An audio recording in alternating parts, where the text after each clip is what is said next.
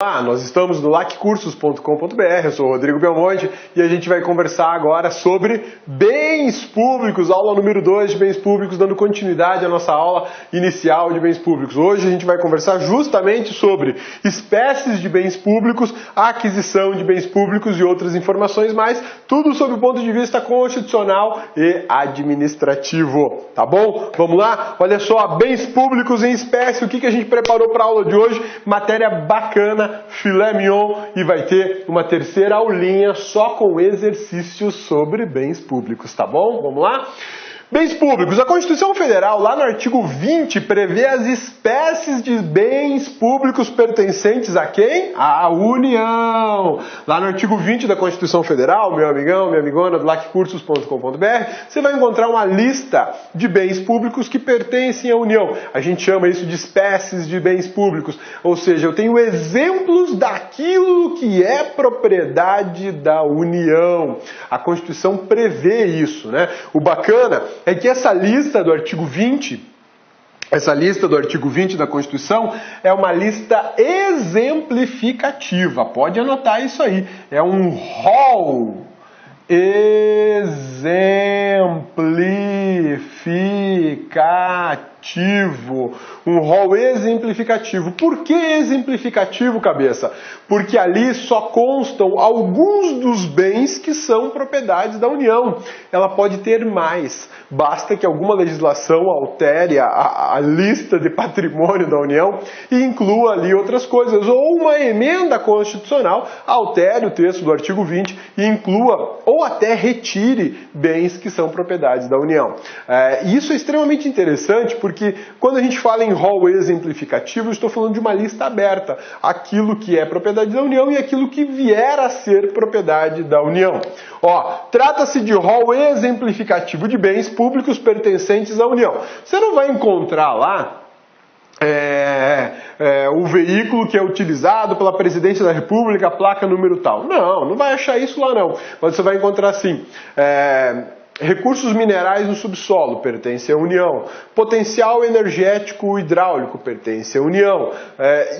É o gênero de um bem, na verdade, né, que tem lá. E aí a gente acaba identificando tudo aquilo que pertence ao dia de interesse federal.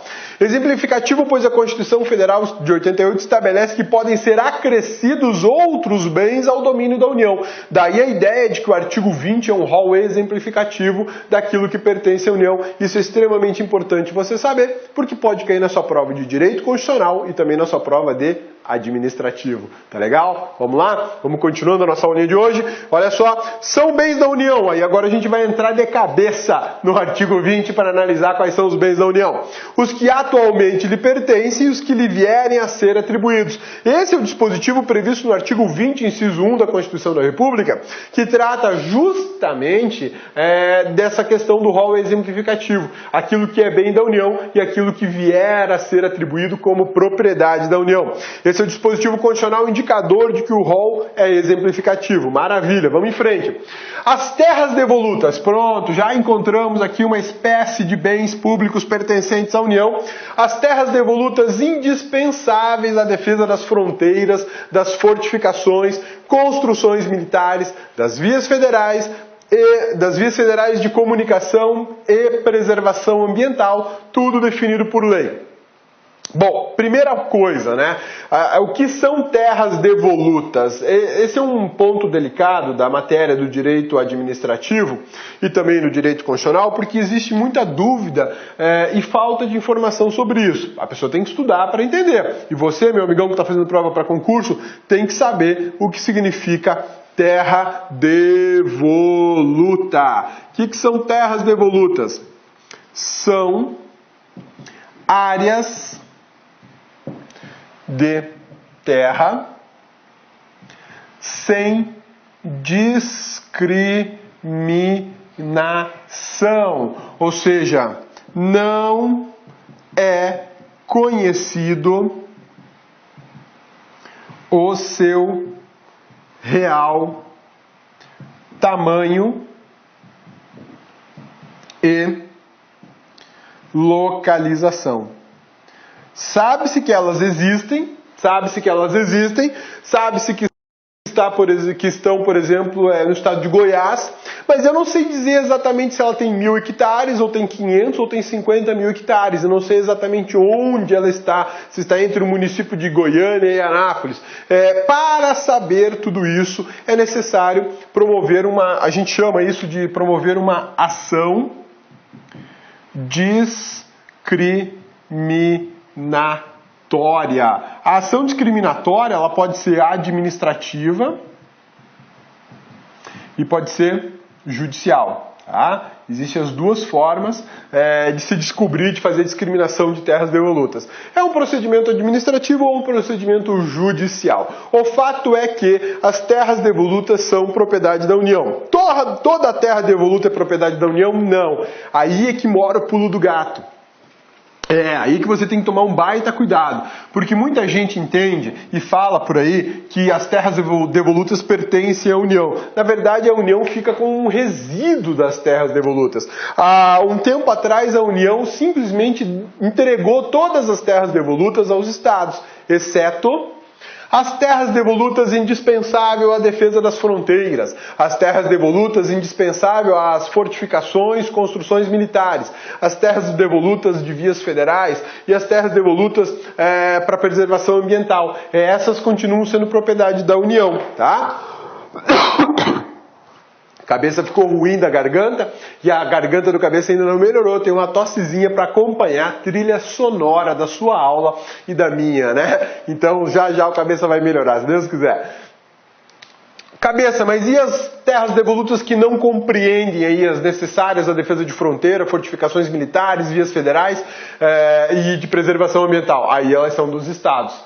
Isso que é show de bola a gente observar, e são dos estados, tá? São terras que não sofreram apossamento definitivo e ainda pendentes de discriminação, que pode ser judicial ou administrativa, como a gente tinha conversado. Sua origem remonta às concessões portuguesas para os colonos portugueses que deveriam cultivar terras recebidas da coroa portuguesa sob pena de restituição da área. Aqui a gente volta em 1580, mais ou menos, início de 1600, quando a coroa portuguesa entregou para colonos portugueses grandes extensões de terra para que eles pudessem explorar e produzir riquezas. Acontece que a gurizada que veio aqui para o Brasil naquela época não estava muito a fim de trabalhar, não. Então, existia nessas cartas de concessão dessas áreas de terra um dispositivo dizendo o seguinte: você está recebendo uma terra da coroa portuguesa para cultivar. Se você não cultivar, você vai perder o direito de uso dessa área. Você vai ter que devolver, vai ter que restituir essa área de terras para a coroa portuguesa. Então, nesse contexto, muitos colonos portugueses simplesmente largaram a terra para lá, foram embora, abandonaram e essas terras ficaram. Durante muito tempo, o Brasil, a República Federativa do Brasil, se intitulou como proprietária da área. Afinal de contas, está dentro do Brasil, pertence à República Federativa do Brasil. Mas não se sabia exatamente onde estava. A União, para se livrar desse abacaxi, disse o seguinte: Estado, vocês querem as terras devolutas? Opa, lógico que nós queremos. Então tá, todas as terras devolutas encontradas nos seus territórios pertencem a cada um de vocês, mas discriminem. E aí cabia os estados fazer a discriminação nas terras devolutas. Até hoje tem estado, por exemplo, como o estado de Mato Grosso, que não fez a discriminação de todas as terras devolutas. Beleza. O fato é que nem todas tiveram um possuidor, um posseiro, né? Porque a propriedade ou é da União ou é dos estados. E também não tivemos discriminação. Então as terras devolutas, ela é um caroço de abacate na garganta da União e na garganta dos estados, mas elas existem e são propriedades, são chamados de bens públicos. Por isso que eu falei que a sua origem remonta à concessão portuguesa, né? Porque a coroa portuguesa no Brasil Império concedeu essas áreas, mas ninguém trabalhou lá, né, para variar. Via de regra, as terras devolutas pertencem aos Estados-membros, ao passo que a União só detém aquelas previstas aqui no artigo 20, inciso 2 da Constituição Federal de 1988. O que mais pertence à União nessa história toda? Olha só, lagos, rios e quaisquer correntes de águas em terrenos do seu domínio, ou seja, em terrenos da União. Ou lagos, rios ou correntes de água que banhem mais de um estado, sirvam de limite a outros países, ou se estendam a território estrangeiro ou dele provenham, bem como os terrenos marginais e as praias fluviais. Bacana isso, né? Cabeça, é bacana, mas eu não entendi nada. Então tá bom, meu amigão, olha só. Vou fazer um desenho do Brasil aqui, ó. Cabeça é um expert para desenhar o Brasil. Tá igualzinho o Brasil, né? Então aqui, ó. Aqui é o DF, é onde o Cabeça tá hoje, Brasília, tá bom? Aí Brasília, o Distrito Federal está dentro do estado de Goiás. Aqui a gente tem o estado de Mato Grosso. O estado de Mato Grosso tem uma pontinha assim, né? Aqui o estado de Rondônia, aqui do Acre. Tudo isso aqui é a Amazônia, né? Isso aqui é o Tocantins. Não vou exagerar, né? Tudo isso aqui não é Amazônia, não. Tem o Pará no meio aqui, ó. Vamos fazer o Pará aqui, ó. Acho que dá isso aqui, né? O Pará tá aqui no meio. Pronto, olha só. Aqui, ó, Amazonas, Acre, Rondônia, MT, GO, Tocantins, Pará. Beleza? Sussa, tranquilos? E aqui você tem a Bolívia. Tá bom? Embaixo da Bolívia, Paraguai. Tá bom? Aqui embaixo já vem Argentina. Aqui embaixo vem Uruguai. Beleza? Sussa, tranquilos? Então tá bom. Aqui, ó. Aqui a gente tem o Peru. Em vermelho é rio. Ó. Em vermelho é rio.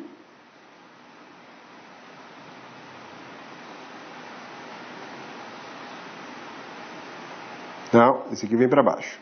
Passa aqui por fora. Ó. Olha só. Eu tenho um rio, o sentido dele é esse. Sai do Peru, entra na Amazônia e termina aqui, no Oceano Atlântico. Tem um outro rio que começa aqui em Mato Grosso, passa por Mato Grosso do Sul. Vamos fazer Mato Grosso do Sul, né? Aí aqui, ó, São Paulo, Paraná, Santa Catarina e Rio Grande do Sul, tá? MS, SP, PR, SC, Rio Grande do Sul. Onde tem o Inter? Campeão de tudo. Olha lá. O rio nasceu aqui no Mato Grosso. Aí ele vem, cruzou o Mato Grosso do Sul. Aqui em São Paulo ele passa e faz fronteira do Brasil com o Paraguai. Depois ele junta aqui com mais outros rios. Ele faz fronteira do Brasil com a Argentina. Passa ladeando o Rio Grande do Sul. Sai do país, contorna o Uruguai e vem parar no Oceano Atlântico. Ok? Beleza? Esses dois rios que eu desenhei aqui pertencem à União. Por quê? Ó, cruzou o Acre e o Amazonas e vem de outro país, Rio Federal. Cruzou mais de um estado e faz divisa do Brasil com outros países, Rio Federal. Agora no Acre eu tenho um rio que fica só aqui dentro. Esse é um rio estadual. Esse não pertence à União. Cabeça, tem um rio aqui, ó, saindo do Mato Grosso, passando por Goiás, atravessando o Distrito Federal e saindo aqui na Bahia. Beleza? Essa aqui é a Bahia, ó. Rio Federal, cruzou mais de um estado. Belezinha? Sussa, tranquilos? Ô, Cabeça, se eu tiver um rio que nasce e morre dentro do município, rio municipal. Rio municipal. Difícil ter um rio desse, né? Que ele nasce e acaba dentro do município. Muito difícil, mas enfim, né? Vai que tem. Seria um rio municipal, tá? Então os rios, correntes d'água que pertencem à União, são aquelas que banhem mais de um estado ou sirvam de limite com outros países, ou se estendam a território estrangeiro ou venham do território estrangeiro para o Brasil. Esses seriam rios federais pertencentes à União. As linhas fluviais e lacustres nas zonas limítrofes com outros países, as praias marítimas, as ilhas oceânicas e as costeiras, excluídas destas as que contenham sede de município, exceto aquelas áreas afetadas ao serviço público e à unidade ambiental federal referidas no artigo 26, inciso 2. Então, olha só, outros bens da União, ilhas fluviais, ilhas em rio, por exemplo, a ilha do Bananal está em rio, pertence à União, né? Lacustres, ilhas em lagos, ilhas em zonas limítrofes com outros países, praias, pertencem à União, até que são chamados de terrenos de marinha, né? Que mais? Ilhas oceânicas, Fernando de Noronha, está vinculado ao estado de Pernambuco, mas aquilo ali é propriedade da União, tá?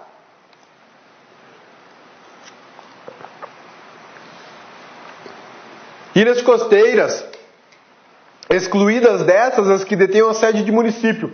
Floripa, né? Olá, meus amigos, minhas amigas. E aí, gostou da aula do professor Rodrigão, professor Cabeça? Aula top de linha, não é isso? Gente, presta atenção. Essa videoaula que você assistiu é apenas um pequeno trecho da aula completa do professor Rodrigo. Tá? É um pequeno trecho, em torno de 20% aí da videoaula dele. Se você quer assistir essa videoaula inteiraça até o final, tá certo? Aliás, quer fazer o curso de Direito Administrativo do professor Rodrigão, professor Cabeça aqui, acesse o nosso site, porque nós temos uma isolada específica de Direito Administrativo, temos também de Direito Constitucional do grande professor Rodrigo Belmonte, né? Vamos lá, investimento, apenas R$ 80. Durante esse período, esse curso, você pode assistir ele durante 60 dias. Nesses 60 dias você pode assistir quantas vezes quiser, na hora que desejar. Essa isolada possui atualmente 96 aulas, né, e diversos assuntos aí específicos de direito administrativo, e tem uma carga horária de 147 horas, é isso mesmo, né? Ou seja, não é um curso superficial, é um curso realmente onde você não vai praticar o auto-engano, você vai aprender com profundidade, você vai adquirir a teoria suficiente para você compreender e, claro, ficar competitivo e acertar as questões de concurso. Então, nós aqui da LAC esperamos vocês. Um forte abraço, fique com Deus, tchau, tchau, fui. Clique LAC.